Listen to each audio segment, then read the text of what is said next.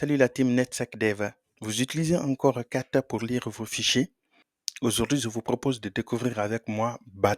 Regardez la différence. Même fichier, à gauche, l'utilisation des Kata, à droite, l'utilisation des BAT. C'est le jour et la nuit. On a la coloration syntaxique automatique, numération des lignes. BAT transforma la lecture de code en expérience visuelle. Et c'est juste le début. Découvrons cela ensemble. Faisons une installation express. Déjà, moi, j'ai déjà installé, mais c'est facile de l'installer, hein. Il faut juste, si vous êtes sur Ubuntu et autres, attends, je me connecte là. Voilà, moi, par exemple, j'utilise Ubuntu. Donc, si vous avez Ubuntu ou un système dérivé, vous utilisez sudo apt install bat. Comme ça. Et puis, c'est bon, il va vous installer pour vous. Vous voyez, ça prend quelques secondes.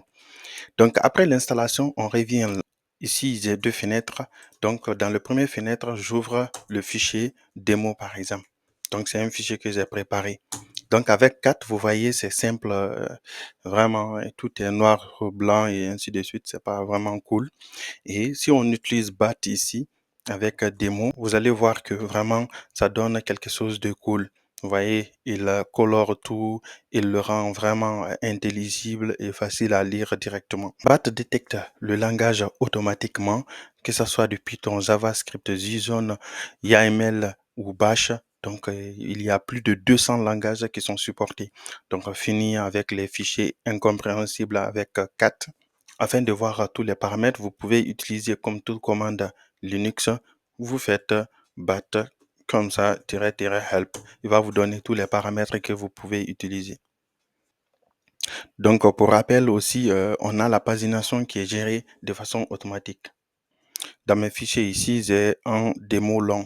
Donc, c'est un peu long. Du coup, si je fais ici bat ici et je fais démo long, vous allez voir qu'il va faire la pagination de façon automatique. Vous voyez, donc si je veux continuer, j'appuie sur espace, comme ça il va continuer et puis on est bon. Là, il vous permet de faire une pagination et de scroller comme ça avec la molette de votre clavier. Donc ceci est possible.